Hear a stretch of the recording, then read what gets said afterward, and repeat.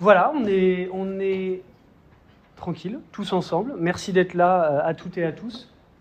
Donc pour une séance un peu spéciale aujourd'hui de Mountain in Game, qui n'est pas du coup sur forcément une thématique historique dans un jeu comme on a l'habitude de le faire. Donc je vais répéter des choses que vous savez peut-être déjà, mais je vois pas mal de L1. Donc Mountain in Game, c'est une initiative qu'on a fondée en 2018, il y a bientôt 10 ans, avec un collègue de cinéma qui s'appelle José Luis de Miras, qui avait fait son doctorat sur l'intégration des images d'archives dans les jeux vidéo, qui aujourd'hui travaille dans toute autre chose. Et puis un étudiant de Master 2 qui s'appelait Jason Delestre et qui travaillait sur la géopolitique des sports électroniques. Donc vous voyez, on était sur des sujets très en pointe. Du coup, il était passé voir le CIO pour ces questions-là. Comment les e-sports s'étaient institutionnalisés. Et bientôt 10 ans, on analyse les jeux vidéo dans leur contenu, pas tellement dans l'idée d'un fact-checking, mais plutôt dans l'idée de comprendre comment le jeu vidéo, qui est la première industrie culturelle mondiale en termes de bénéfices et de chiffre d'affaires, va produire aujourd'hui un rapport au passé. On a ici Roxane Killa, qui a été conseillère historique sur le jeu Plague Tale 2 chez Asobo. Donc on a voilà, un petit écosystème à Bordeaux-Montaigne qui est intéressant de ce point de vue-là. Et j'en viens à deux choses. Ça, c'est le côté pédagogie et, on va dire, histoire publique, c'est-à-dire parler de ce qu'on fait. Mais il y a aussi de la recherche, et notamment alors, ce qu'on appelle la très jeune recherche. La recherche, c'est les doctorats. Et ce qu'on appelle la très jeune recherche, c'est les masterants. Et notamment, Clément Gazula, ici présent, que j'ai promu indûment et honteusement en M2 sur l'affiche alors qu'il est en M1. D'ailleurs, j'ai fait ça avec tous les étudiants qui interviennent à Mountain in Game. Il y en a un, il est en L3, il est passé direct en M2. Donc demandez-moi si vous avez des problèmes pour valider vos semestres. Mais en tout cas, voilà, Clément Gazula qui est là, qui est en M1. Et ces masters-là, ils vont s'intéresser à beaucoup de choses. La représentation du passé dans les jeux vidéo. Donc par exemple, toujours avec Roxane, on avait dirigé un mémoire sur la représentation de l'époque médiévale dans The Witcher 3, Wild Hunt. La question du médiévalisme, la représentation contemporaine du médiéval, très intéressant. L'année prochaine, je pense qu'on va aller vers Zelda avec un nouvel étudiant qui a l'air tout à fait intéressant. Mais au-delà de ça, j'ai beaucoup d'étudiants, un certain nombre d'étudiants, qui travaillent sur ces sujets-là. Et vous pouvez regarder les résultats de leur master sur la chaîne YouTube de Mountain in Game, parce que j'ai fait une petite chaîne spéciale qui s'appelle Master in Games, où ils présentent leurs résultats. Alors, il se trouve que cette année, donc, j'ai eu la chance, je le dis, je ne vais pas vous faire rougir, mais voilà, c'est pas pour vous passer du cirage non plus, mais j'ai eu la chance de voir débarquer depuis l'université connue du monde entier, Montpellier 3. Ah. On l'avait dit. Oui. Parce que Clément m'a dit tout à l'heure, vous ne pensez qu'à Paris et Bordeaux, vous ne connaissez pas Montpellier 3. Donc là, je remets un petit tir dans l'autre sens. Je connais toutes les facs de Provence et de Navarre, même la fac de Mulhouse. Oui, il y a une université à Mulhouse. Bon. Et donc Clément a débarqué de Montpellier 3 avec son projet sur l'histoire de cette console qui s'appelle la ColecoVision. Alors il va vous en parler beaucoup plus doctement que moi, mais j'annonce juste quelques éléments, c'est-à-dire comment on fait de la recherche sur ça. Il y a plusieurs choses. Il y a d'abord l'histoire dans le jeu vidéo, dans les contenus, mais il y a aussi l'histoire du jeu vidéo et l'histoire des consoles. Ce qui fait que Clément, qui va bientôt vous expliquer tout ça, travaille sur une histoire totale de cette console, histoire de la fabrication. Alors, vous allez le dire, mais incroyable ce twist, par une firme qui à la base faisait des chaussures et du cuir. Ouais. Voilà, donc la firme Coleco aux États-Unis, c'est d'abord une entreprise qui faisait des chaussures. À quel moment ils se sont dit qu'ils allaient produire ça, je ne sais pas, vous allez nous l'expliquer. La deuxième chose, c'est comment la ColecoVision, qui est en fait la console concurrente d'Atari, va se répandre dans le monde, et pourquoi pas partout. Marché japonais, marché européen. Alors on l'évoquait tout à l'heure, c'est très intéressant, ces éléments de mondialisation culturelle. Pourquoi une console, un jeu, un groupe de musique marche dans un pays et pas dans un autre? On a des cas qui sont incroyablement compliqués à comprendre. Un des chanteurs les plus connus du monde, qui vend le plus d'albums, c'est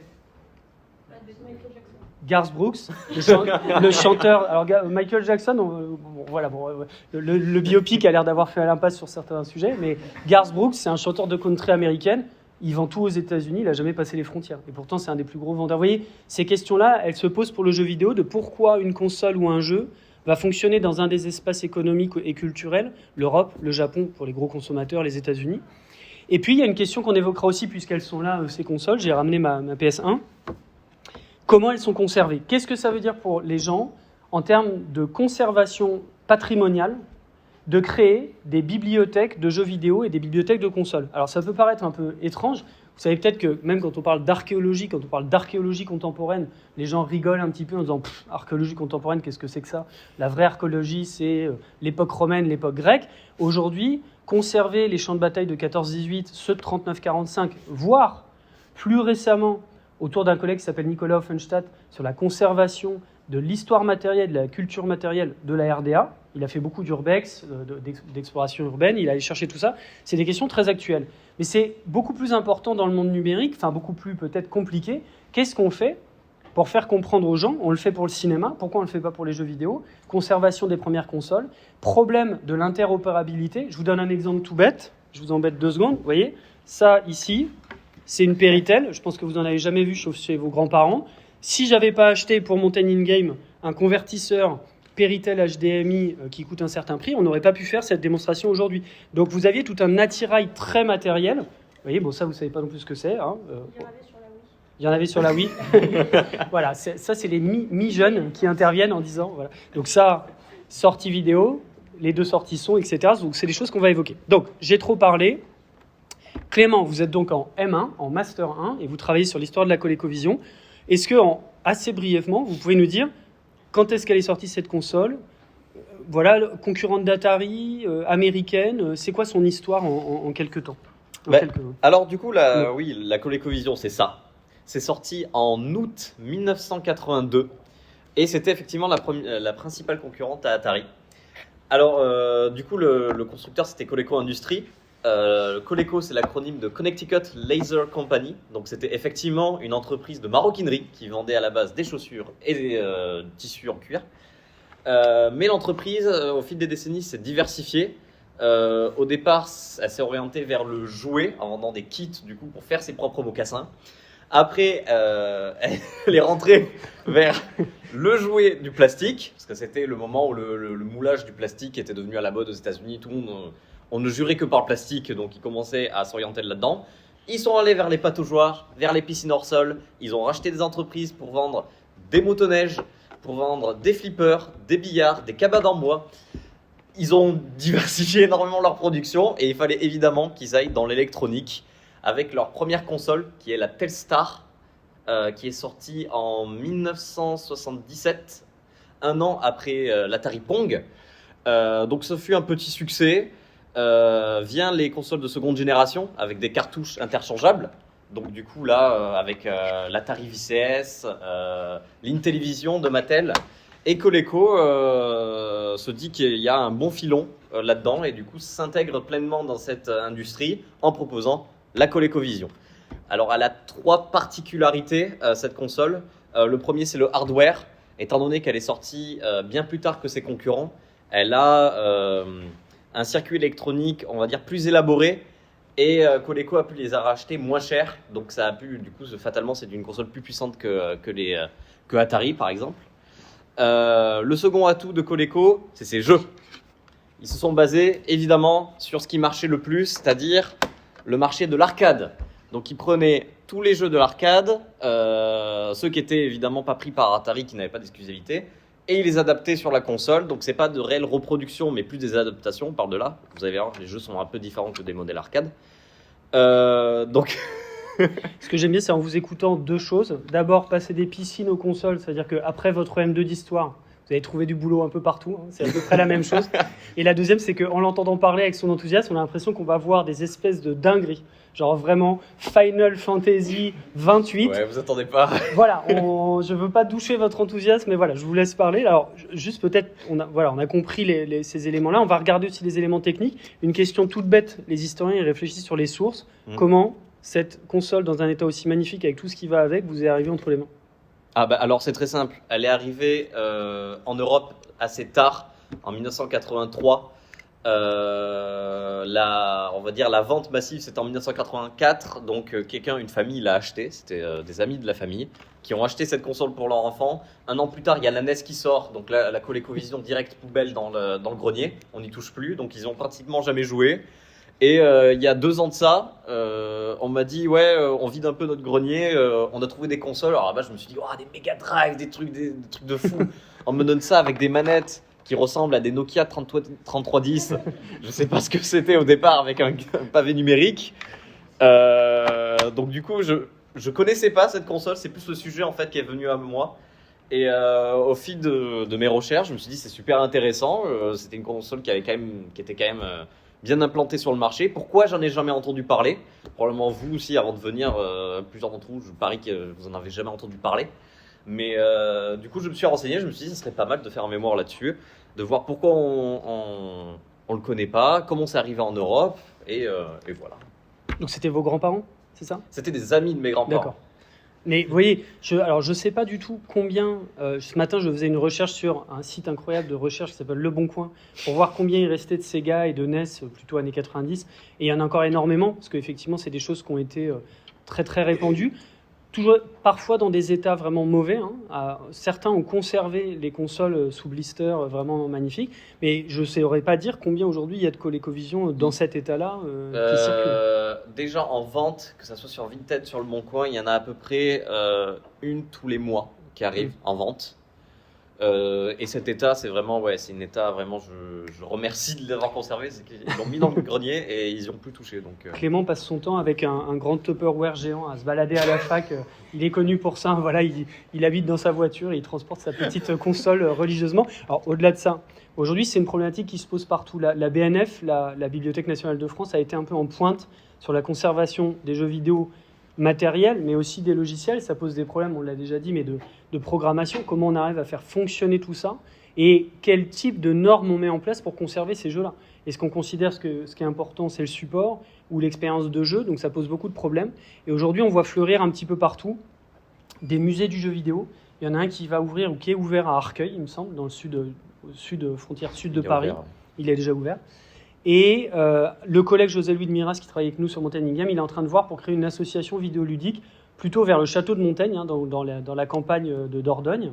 Et c'est des choses qui posent ces questions de comment on conserve les jeux, les supports, les consoles, et avec quelles normes pour se mettre tous d'accord, parce que vous vous doutez bien que pour tout ce qui est de l'ordre du livre, des manuscrits, etc., il y a des normes très très contraignantes pour éviter que les choses se dégradent.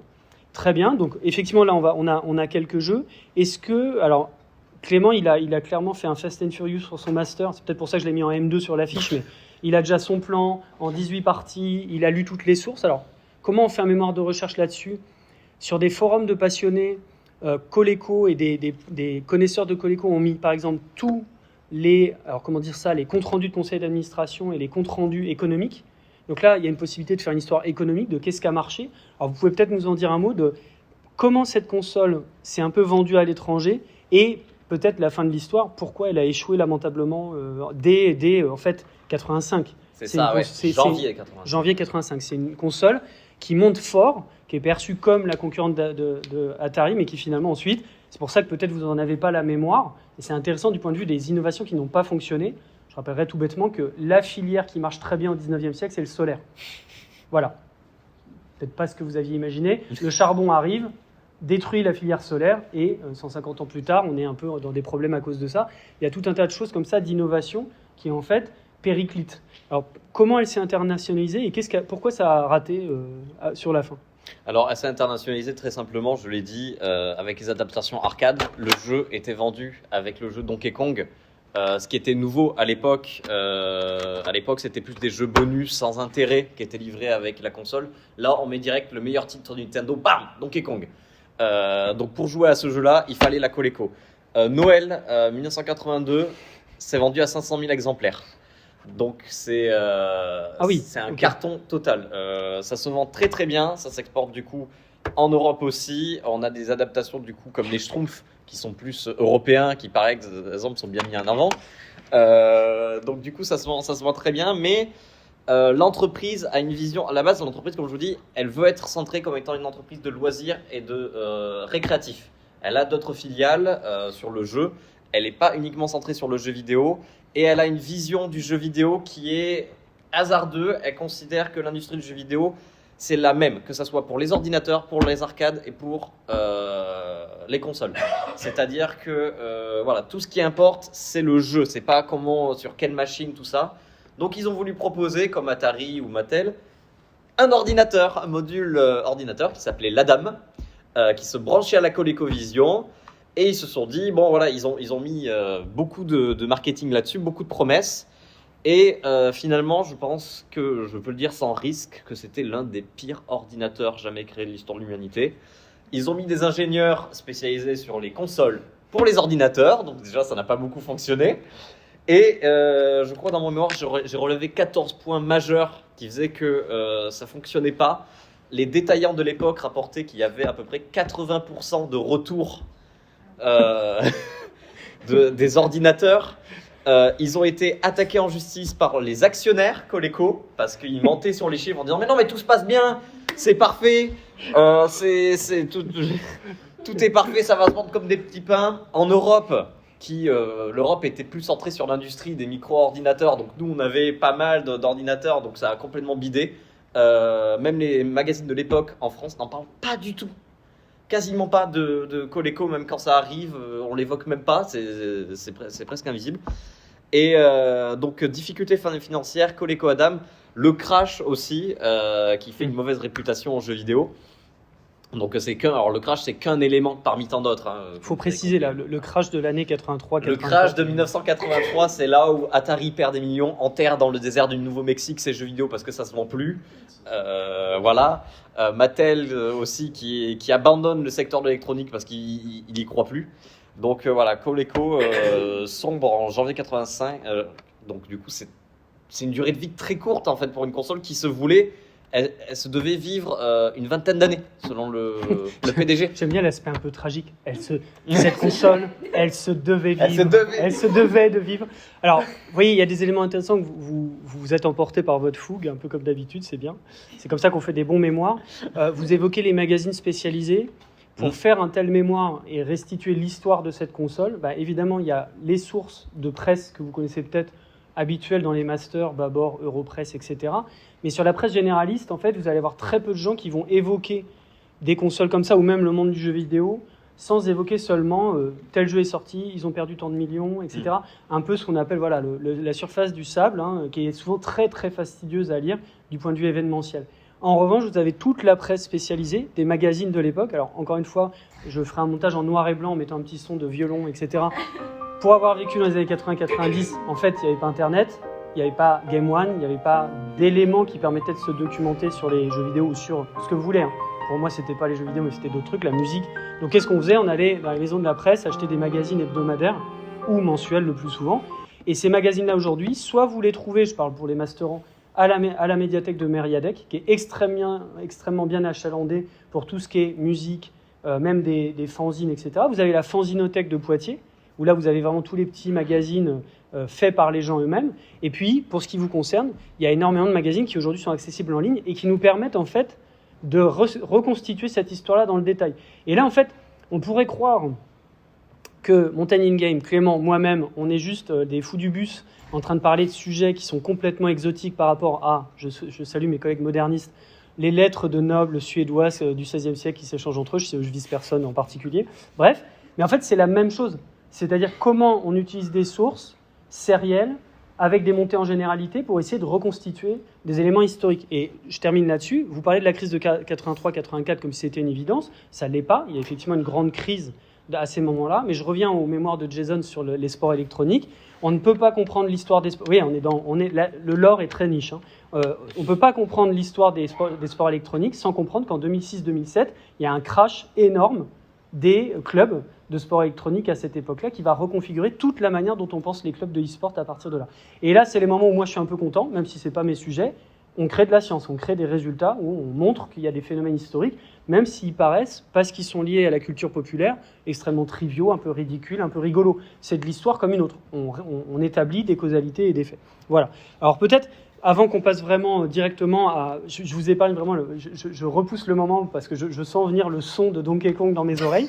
J'aurais une petite anecdote là-dessus. Est-ce que vous pouvez juste nous montrer comment c'est fait ? Il y a un adaptateur Atari. Voilà, en fait, pour remédier à l'obsolescence, ils ont prévu plusieurs modules. Donc on peut, alors vous ne voyez pas, mais derrière il y a quelque chose pour brancher plusieurs modules à la Coleco. Donc vous avez d'abord l'adaptateur Atari. Qui à l'époque, il fallait miser sur la quantité des jeux, et puisqu'Atari avait la plus grosse quantité, ils se sont dit tenez, on va faire un truc où on peut jouer à tous les jeux Atari sur la Coleco. C'est comme aujourd'hui, il y a un adaptateur Nintendo Switch qui sort sur la PlayStation, ça ferait scandale, ça ferait des procès de partout, mais eux ils ont réussi. Donc ça c'est vraiment une Atari miniature. La Coleco ne sert à rien à part alimenter et retranscrire en vidéo. C'est une Atari à brancher. Il y a d'autres modules, alors cette fois un peu plus simple, donc c'est un volant Coleco pour jouer à des jeux de course. Il y a aussi, comme je l'ai dit, la dame.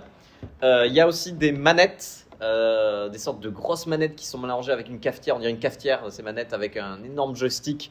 Parce que ce qui était très critiqué à l'époque, c'était ces manettes un peu archaïques. Et il y a aussi un super game module qui devait sortir, qui était, il disait, ouais, il y a 1 million de puissance dans la machine, puissance de je ne sais pas quoi. 1 million d'octets.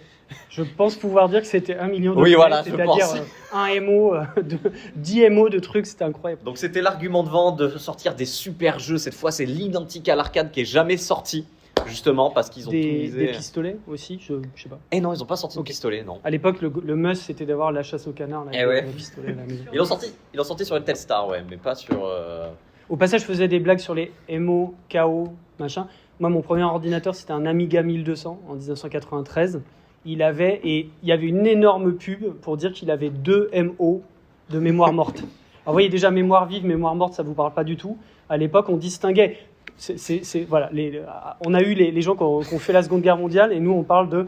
Je vais vous parler la mémoire vive, la mémoire morte. La mémoire vive, c'était la mémoire de travail de votre ordinateur. La mémoire morte, c'était le disque dur. L'Amiga 1200, il y avait une énorme pub pour dire qu'il avait 2 MO de mémoire morte. Et à l'époque, c'était une dinguerie absolue. C'est-à-dire que le reste, vous aviez des jeux sur Dune 2, 18 disquettes que vous deviez changer en plein milieu des attaques. Voilà, vous appuyez, vous mettiez la disquette. Le problème, c'est que j'ai revendu mon Amiga 1200 il y a un mois à peu près. Voilà, à 600 €, c'est-à-dire plus cher que le prix d'achat, parce qu'on l'avait conservé dans cet état-là. Alors, je propose que peut-être on se lance dans un magnifique gameplay. Allez. Donc voilà, c'est parti. Toc. Donc il y avait 4 niveaux de difficulté pour pallier à la répétitivité du jeu. Moi, je vais m'asseoir au final. Je vous solliciterai pour les prochains. Donc le premier jeu, du coup, c'est celui-là, c'est Donkey Kong. Donc le premier jeu sorti sur ColecoVision. Donc voilà, bon, c'est pas identique à l'arcade, mais voilà, on reconnaît quand même le jeu. J'ai malheureusement pas une comparaison avec Atari pour vous montrer à quel point c'est une horreur. Mais voilà, donc il est finissable en 5 minutes, je vais essayer de rusher le jeu. Mais du coup, voilà, le principe est assez simple, finissable très vite. Je vais mourir. Ok. Alors, c'est pas que je suis lent, c'est que vraiment le joystick de la manette est horrible. C'est vraiment ce qui a été critiqué à l'époque. Toujours des excuses. C'est la faute à la manette. Ça sent bon pour le M de... Bon, je vais essayer de terminer au moins le premier de plateau pour passer au suivant. Donc voilà, c'est des jeux uniquement issus de l'arcade. Le prochain que je vous montrerai, ce sera... Ou alors c'est justement basé sur des licences. Attendez, je me concentre quand même. J'ai pas envie de me louper une seconde fois.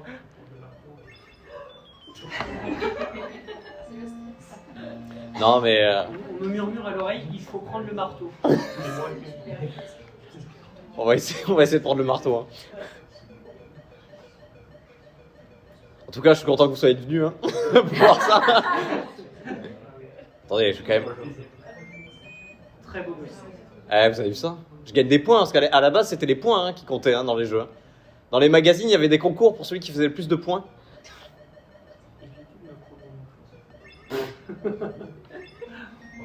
Ok. Donc les animations, pareil, sont... Vous sentez le rush là d'émotion? Alors, je peux pas monter les échelles si j'ai le marteau. Ah mince. Ouais, Allez, on va essayer de sauver la princesse vite. Oh. Bon. Voilà. Sachez que c'est cette personne qui me note, cette personne qui voit ses performances de gameplay. Fait à la BU, reste à la BU. Donc le prochain jeu, les Schtroumpfs, cette fois-ci, c'est pas issu de l'arcade, mais d'une licence forte, du coup. Les Schtroumpfs, vous avez deviné. Cette fois-ci, finissable en 5 minutes, si j'y arrive. Alors. Sur Mega Drive, il est réputé infinissable. Ah, celui-là, il est très finissable. Donc voilà. Ah ouais, mais là... Voici le niveau de gameplay que vous pouvez avoir. Qualité. Donc à l'époque, c'était vraiment vendu comme un dessin animé. Vous contrôlez le dessin animé des Schtroumpfs. Donc voilà, la difficulté, c'est vraiment monter les petits, je sais pas, les petits modes de terre. Donc c'est très joyeux, il y a la musique, il y a tout ça. Et c'est vraiment un titre phare du lancement. Hein. Donc c'est-à-dire que vraiment, là, regardez, c'est un changement de niveau, il y a plusieurs plateaux, c'était ce qui était mis en vente. À l'époque, c'était c'était la révolution. Hein. Alors attention, alors, vous voyez que c'est moins dur que Donkey Kong. Donc voilà, vous avez aussi le château de Gargamel au fond qui est encastré dans la montagne. Question bête, combien ça mettait de temps à développer un jeu comme ça? Environ 3-4 mois. Ok. Donc ouais, c'était alors ceux-là c'était les équipes internes de Coleco qui développaient le jeu. Parce que ça c'est les jeux de 82 hein, donc c'est vraiment les jeux qui sont censés démontrer la puissance de la machine. Et là on retourne dans la forêt. Ah, j'ai cru qu'on retournait au début. Non. Il me reste combien de temps? Il me reste 2 vies. Hein.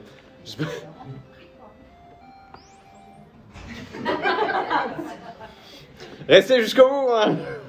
Clément, on pense à vous, on est tout cœur avec vous, ouais c'est bon.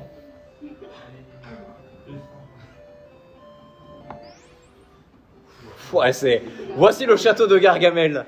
Attention, là il fait peur. Il y a une toile d'araignée, sauf qu'il n'y a pas d'ennemis. Ouais, mais rien que marcher, ça a l'air déjà compliqué. Et voici le boss final, messieurs, dames. La tête de mort. Alors il faut lui sauter dessus, mais un timing, mais... Ah, il a sauvé la princesse. Enfin, la Schtroumpfette, pardon. Et là, c'est bon, vous avez terminé le jeu. 80 francs. 80 francs. Ouais, à peu près, ouais. 20 euros, on va dire. Et voilà, ben là, vous avez fini. Vous pouvez éteindre la console. Alors, bien sûr, il y a la difficulté super. Alors, c'est l'écran que vous ne voyez pas de présentation. Donc, vous pouvez mettre la difficulté 4. Et là, vous avez des ennemis supplémentaires, des chauves-souris qui vous attaquent. Donc voilà, c'était un peu une manière de pallier au jeu, à la difficulté du jeu, et donc voilà. Dernier élément, bon, là on est vraiment dans un truc de nerd absolu. Vous avez entendu la musique, c'était programmé en 8 bits et en 16 bits. Dans les années 90, arrive la techno. Dans les raves en Angleterre, 91, 92, et puis ça...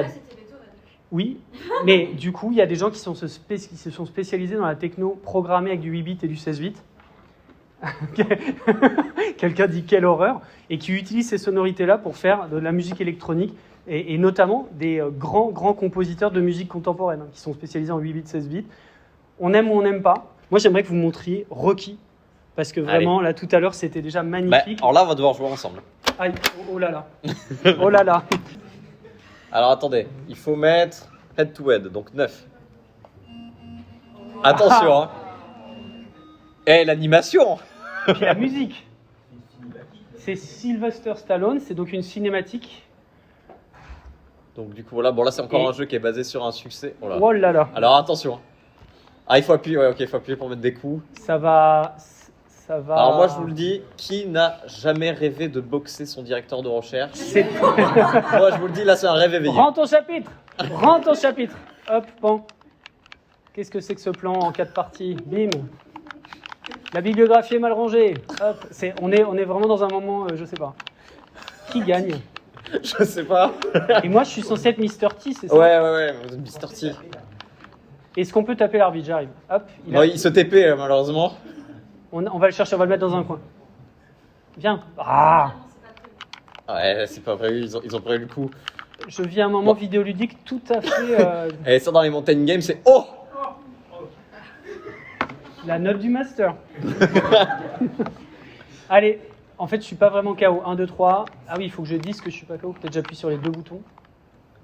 Allez, Rocky. Allez, ça c'est pour Montpellier. Béziers, là. Non, Clément vient de Béziers, donc ça fait une circonstance atténuante. Ça fait grimper les points du master. Allez. Allez. Ouais. Oh oui. Je crois que j'ai gagné, non? La musique a l'air de lire. Rocky by 14. C'est magnifique. Bravo Clément. Une humiliation comme on en a connu peu. Allez, on fait un deuxième round et après on... Mais en fait, on peut pas se parler, on peut pas se protéger. Non, c'est juste... Ah. Bon, allez. Allez. Merci. Merci. Bon, Je vais vous laisser tester le volant aussi. ah oui, je veux bien. Bah, écoutez, Alors au passage, toujours dans ces histoires, on en parlait avant de commencer parce que les gens étaient en avance. Ça, c'est une technologie. Très souvent, quand vous faites de l'histoire, vous considérez que cette technologie, parce qu'elle est inventée, elle est répandue et utilisée. Or, il y a toujours, évidemment, c'est valable pour les manuscrits médiévaux, c'est valable pour les armes pendant la Seconde Guerre mondiale, etc. Il y a un temps d'appropriation et de diffusion qui est considérable. Et vous voyez bien aujourd'hui, quand vous allez à Saint-Médard de Guizière, par exemple, que même la notion de culture n'est pas arrivée encore dans certaines régions reculées. Je plaisante évidemment, vous me connaissez, je couperai ça au montage. En tout cas, moi, dans ma région, il n'y a toujours pas l'eau courante, ni la civilisation. Hein, c'est la Picardie profonde. Voilà. Et c'est valable pour ces consoles-là. Et donc là, cette histoire de manette très compliquée, ça me rappelle mon meilleur ami quand j'étais en troisième, très intéressant, qui s'appelait Kenzaburo Kuriki. On devine peut-être que son papa a travaillé chez Mitsubishi. Et il avait ramené des consoles dont je ne connais même pas le nom, où il fallait frotter de manière hyper rapide pour faire les Jeux Olympiques. Et je me rappelle qu'on avait vraiment des ampoules à force de vraiment de voir. On courait à la vitesse du truc. Et donc tout ça, je pense que la console est peut-être sortie en 90 au Japon. Et il était la seule personne en France à l'avoir dans son salon. Donc il y a toujours, pour des sujets très sérieux, l'appropriation des innovations, elle met toujours un temps considérable. Et il y a des frottements qui sont des frottements de l'histoire sociale. Parce que ça ne se fait pas comme ça dans un monde éthéré, c'est un monde matériel. Qu'est-ce que je dois faire? GTA. Je ne pensais pas que ça partirait vers ça. Donc vous avez votre permis? Depuis 2008. Parfait. Donc, alors il va falloir gérer le levier de vitesse. Aucun commentaire. Ça c'est la première, ça c'est la seconde. Déjà c'est trop compliqué. C'est la première, ça c'est la première, et ça c'est la seconde. Vous testerez? Mon fils serait là, il a 3 ans, il m'a dit papa tu fais très mal les créneaux. Il faut dépasser au moins 20 véhicules. Je vous fais confiance. Là vous démarrez en première. Donc là c'est bon, vous pouvez mettre seconde. Je vais vomir. Mettez la seconde. Ok, là vous allez vite, et là il faut esquiver les... Mais attendez, ah ouais nickel, incroyable. Donc ça c'est un jeu Sega, qui était aussi pareil, un jeu d'arcade. Ah oui, j'ai dû ralentir. Et voilà, un jeu de course classique. Et ils ont inventé le volant exprès pour ce jeu de course. Ah bah il fallait hein.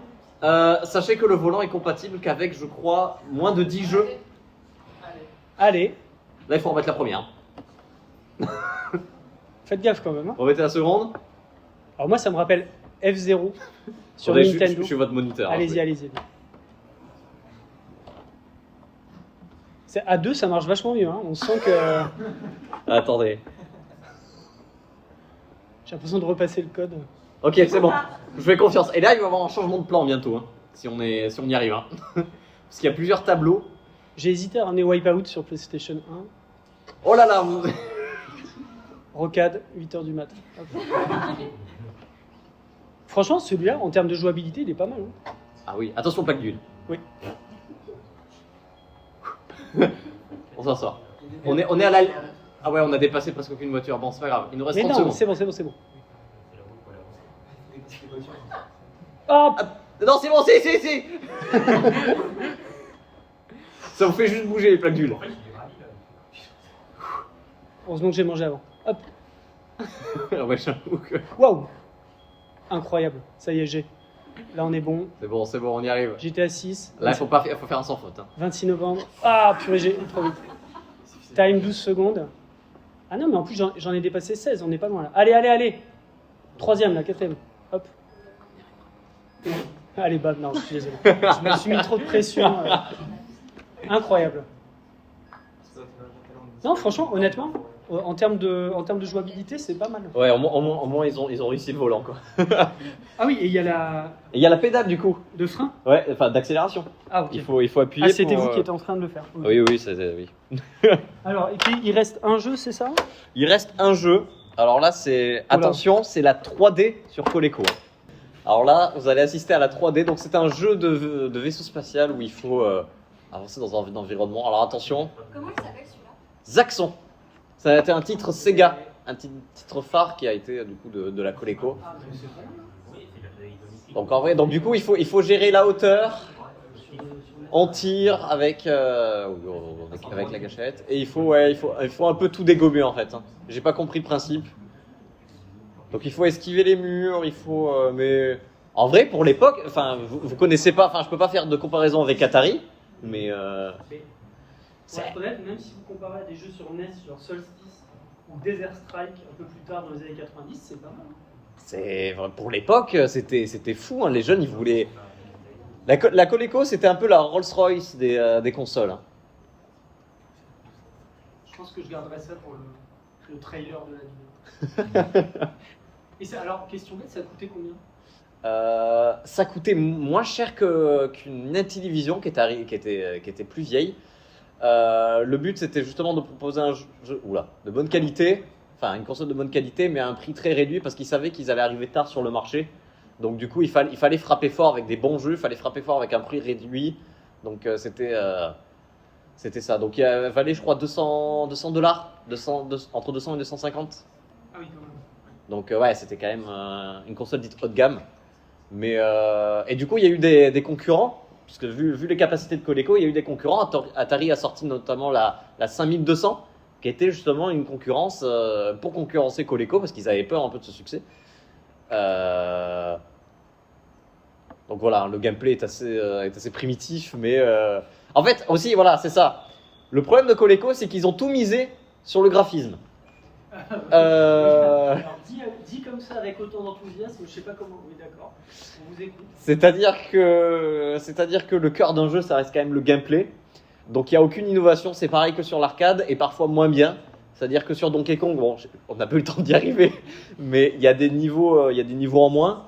Pareil sur certains jeux, ils sont super beaux, par contre ils sont injouables. Donc celui-là ça va. Je veux pas vous. Mais la date de jeu là 82. C'est incroyable. Donc c'est quand même pas mal. Ouais. On passe juste, c'était pas prévu, mais j'y ai passé ce matin. On passe juste un petit peu sur PlayStation pour regarder, pour vous montrer, parce que voilà, on peut le faire.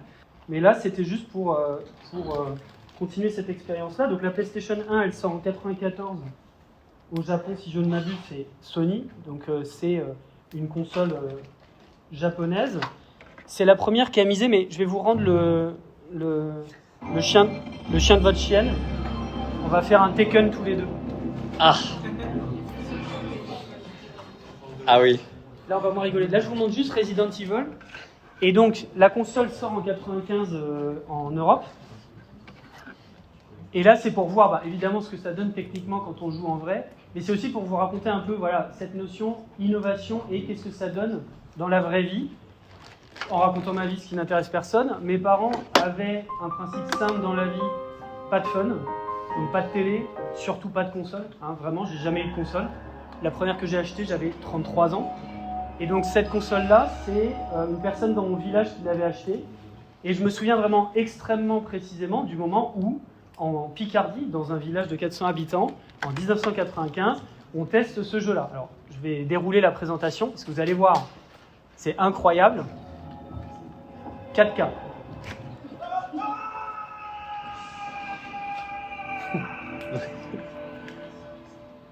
À l'époque, ça s'est flippé. Hein. C'est exactement ce que je vais dire. Donc j'appuie, on va faire une nouvelle partie. Resident Evil. Alors c'était bien avant les films, hein, avec Mila Jovovich, c'est le jeu qui a donné... vous pouvez choisir votre personnage, ils avaient des skills un peu différents. Le garçon, il tirait mieux et la fille courait plus vite. Bon. Donc ça, c'est le futur. Alors, question bête, vous connaissez quand même à peu près le lore Resident Evil? Les zombies, méchants... Alpha Team is flying around the forest situated in northwest Raccoon City, where we're searching for the helicopter of our compatriots Bravo Team, who disappeared during the middle of our mission. Je passe un peu, pardon, pour qu'on aille regarder le gameplay directement. Parce que je pense à battre Clément sur Tekken, surtout. Vous y avez beaucoup joué? Je suis très mauvais. Donc là, on voit l'intégration du récit. What is this? Wow, what a mansion! Les polygones. Alors, on voit quand même que 95, c'est quand même pas foufou hein, en termes de par rapport à ce qu'on a aujourd'hui. Stop it! Don't open that door! Donc là, les zombies sont partout. What is it? Maybe it's Chris. Can you go? I'm going with you. Chris is our old partner, you know. Okay, let me handle this. Alors là, il faut vous dire que, évidemment, quand l'œil s'habitue, vous êtes déjà habitué au passage à la 4K, vous êtes habitué au brain rot des IA qui produisent des images horribles, mais ça, à l'époque, c'était tellement en avance que, si vous voulez, je ne peux pas le revivre aujourd'hui puisqu'on est 35 ans plus tard, mais c'était une immersion et un sentiment de réalisme absolu. Il n'y a aucune chose qui ressemblait à quelque chose d'aussi moderne.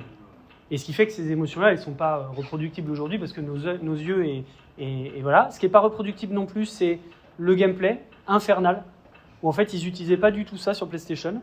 Donc c'est vraiment le pavé numérique, donc ça, voilà, ça prenait des heures. Excuse-moi, Ouais. mais je viens de regarder le Dracula de Luc Besson, la salle à manger. Je pense que c'est une... Oui, je sais. Pourquoi? C'est une citation directe de cette salle à manger, en fait. C'est vrai? Ouais. Blood. Il y a beaucoup de références. Donc c'est pas étonnant. Alors ça, c'est toujours l'intertextualité. Hein, le jeu vidéo et le cinéma s'inspirent les uns des autres. Alors tant qu'on est à la confidence, je suis allé voir Resident Evil 1 au cinéma. Non, moi aussi. Est-ce que j'ai payé? Non, parce que j'avais la carte UGC. Et effectivement, c'était pas... J'arrive pas à ouvrir la porte. Quelqu'un murmure, c'était pas si pire. Ouais, je sais pas. Et là, attention, j'espère que vous êtes prêts. Si vous avez vu Insidious, si vous avez vu ça, si vous avez vu Shining, et ben ce qui va venir est pire.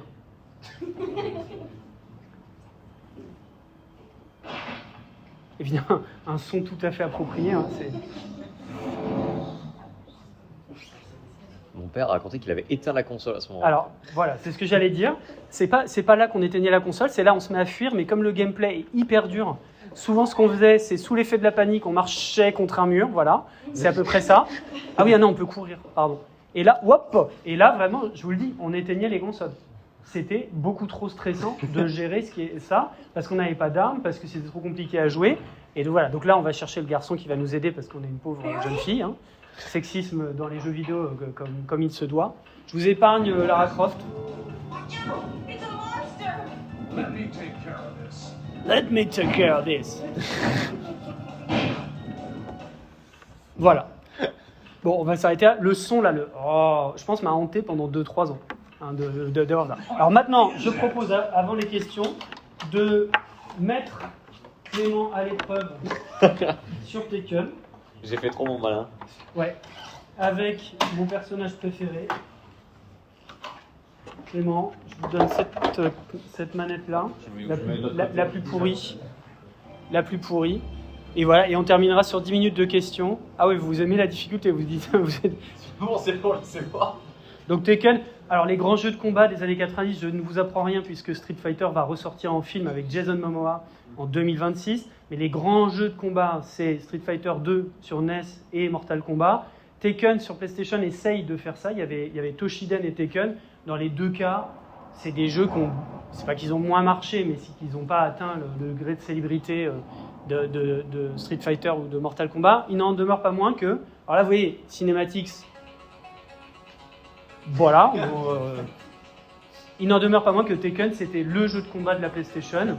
Et que voilà... C'est magnifique.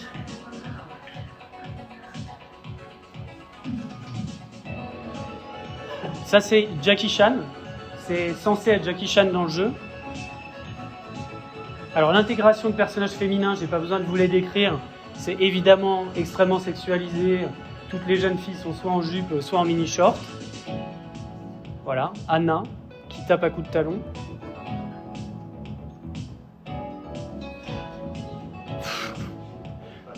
Ça, c'est Bruce Lee, pour le coup. Bon, voilà, donc ça, c'est un soldat américain très méchant, ou peut-être russe, je sais pas. Là, je dis russe ou américain, c'est drôle, hein, les jeux des années 90 sont très marqués par la guerre froide. Vous allez souvent avoir des personnages antagonistes russes, ou etc., même après tout ça. Bon, j'avance un petit peu. Pourquoi il n'y a pas de VS Mode ? Battle Mode? Non. Je fais quoi? Ça, c'est Team Battle Mode. Non, moi, je veux me battre contre vous. Arcade Mode? Il y a VS en dessous. Ouais, mais ça passe pas. Je sais pas pourquoi. Je pense que oui. Alors, appuyez peut-être sur Start. Je dois insérer coin. Non, appuyez sur Start. Là, c'est pour imiter l'arcade. Ah ben je appuie sur tous les boutons même. Ça marche pas? Ah mince. Je vais pas pouvoir prendre ma revanche. Bon, je vous montre un peu le gameplay et on passe aux questions. J'avoue, j'ai joué dans mon bureau ce matin pour m'entraîner parce que sinon j'allais être ridicule. Et ben, j'ai encore les manettes dans la main. J'ai encore les prises.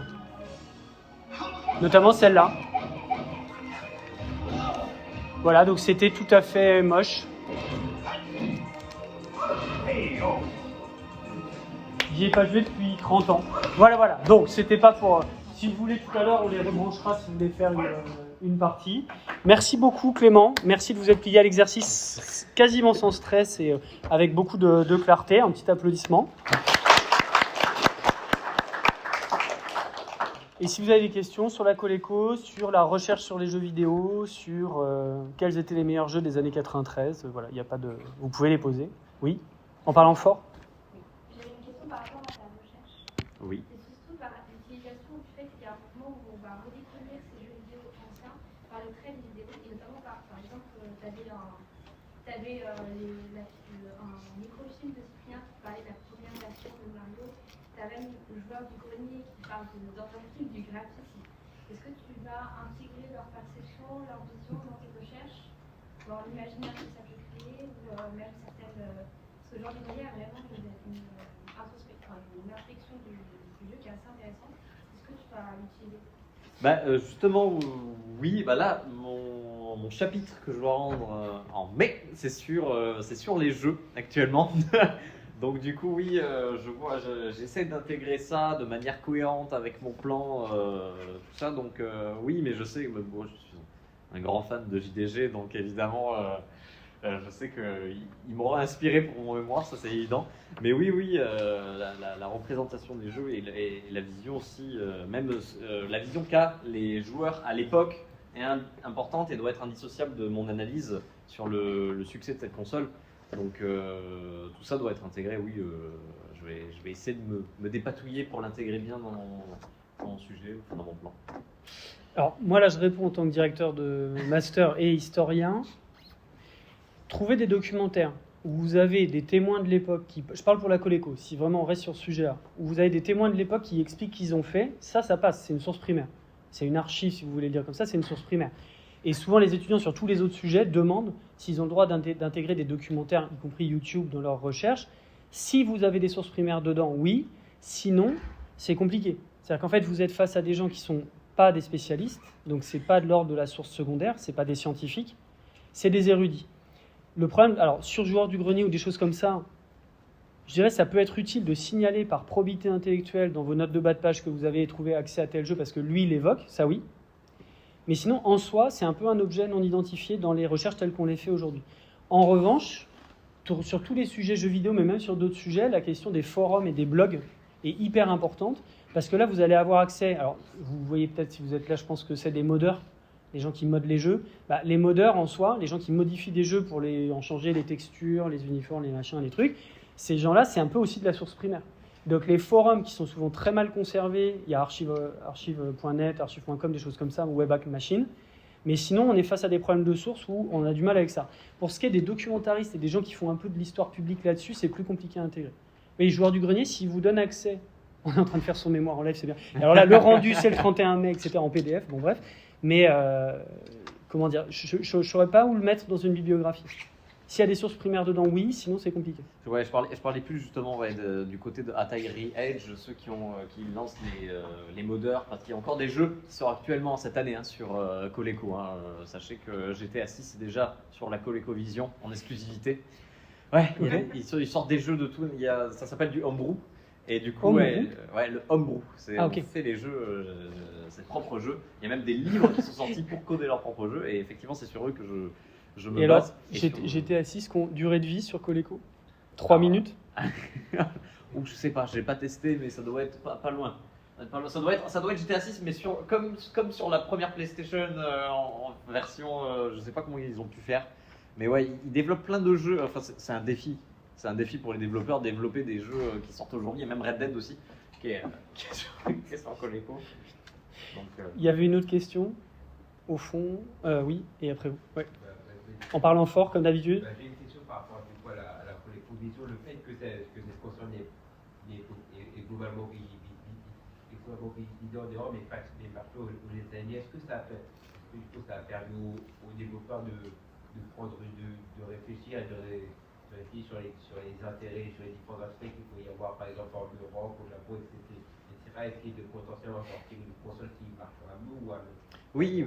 Bah, justement, ils ont dû, pour le marché européen, ils se sont adaptés sur la traduction, sur les jeux à proposer, sur le marketing, ils ont beaucoup plus mis en avant les Schtroumpfs que Donkey Kong, par exemple, parce que les Schtroumpfs, les Européens, ils adorent les Schtroumpfs. Et pareil, oui, ils ont voulu s'exporter au Japon, ça ne s'est pas fait. Parce qu'ils n'ont principalement pas trouvé de distributeurs là-bas, d'entreprises. À la base, la première console de Nintendo, je vous le dis en exclu, ça devait être celle-là, avant la Famicom. Nintendo était pour exporter cette console au Japon sous la marque Nintendo, sauf que ça s'est pas fait. Sega aussi. Donc oui, il devait un peu s'adapter pour chaque format. Pareil, en Europe, je ne mentionne pas, mais l'aspect technique, c'est infernal en Europe. Il faut changer les prises, il faut changer le hardware pour que ça corresponde, parce que nous, on a du PAL et du SECAM à l'époque, donc il fallait aussi tout modifier à l'intérieur. Il fallait que les jeux aussi, voilà, que les Européens ne soient pas trop largués. Donc ouais, il y a cet effort d'adaptation même à l'époque, quoi. Il y avait cette prise de conscience des marchés. Alors, passage à l'époque, sur les cassettes vidéo, pour les films, vous aviez une protection qui vous empêchait de les copier. Mais si vous aviez... C'était pareil dans plein d'aspects. Vous l'avez un peu pour vos adaptateurs iPhone, etc. Mais il y avait des formats différents, donc pas le SECAM. Et donc, il fallait coller un scotch sur les cassettes vidéo avec 2 magnétoscopes en série pour pouvoir hacker des vidéos de vidéoclub. C'est bien évidemment des amis qui m'ont raconté. C'est pas moi qui faisais ça. Et vous aviez la même chose avec je pense à ces innovations qui apparaissent et disparaissent rapidement. Le mini-disque. Je pense que vous en avez peut-être jamais vu. 98, 99, 2000. C'était un tout petit, comme un mini lecteur CD qui permettait d'enregistrer extrêmement de bonne qualité des mini-disques de cette taille-là à peu près. Il y avait un commerce hyper important de live, de bootleg de concerts, mais qui était florissant. Ça a périclité en 4-5 ans, pas plus. Et il y avait même, si je ne m'abuse, entre les disquettes et les CD, il y avait un lecteur de 250 MO, dont j'ai oublié le nom, qui était pareil. Tous les gens en ont été équipés, puis ça a complètement périclité. Donc c'est intéressant aussi en histoire de s'intéresser à ça, voilà, parce ça disparaît. Dernière question. Ouais. Cette console, elle existe en émulateur? Oh oui, il y a beaucoup d'émulateurs. Vous étiez tellement enthousiaste, déjà les gens ils ont kiffé, ils ont vu Schtroumpf, ils ont pris une montée d'adrénaline de fou, et maintenant ils sont là genre, ce soir, émulation incroyable. Oui, mais d'ailleurs vous pouvez acheter les jeux collectionneurs sur Steam. Il y a un pack parce que la marque a bien sûr fait faillite, a été rachetée par plein de sociétés, et là il y a une société qui essaie de capitaliser à mort en jouant sur la nostalgie de cette console. Donc ils ont mis sur Steam tous les jeux Coleco qu'on peut acheter, ce qui est une arnaque. Parce il y a des émulateurs gratuits.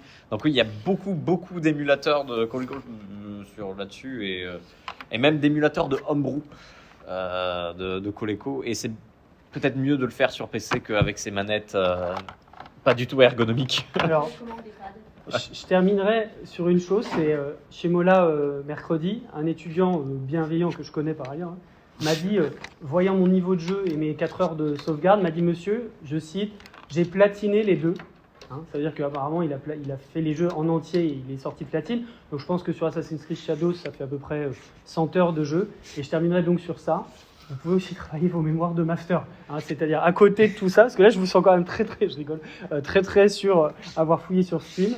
Quelqu'un est prêt à télécharger tout ça pour jouer ce soir. Donc, en tout cas, donc je rigole là-dessus. Clément, vraiment, merci infiniment, parce que c'est un assez grand défi en M1 de parler en public et de présenter votre sujet que vous maîtrisez déjà très bien.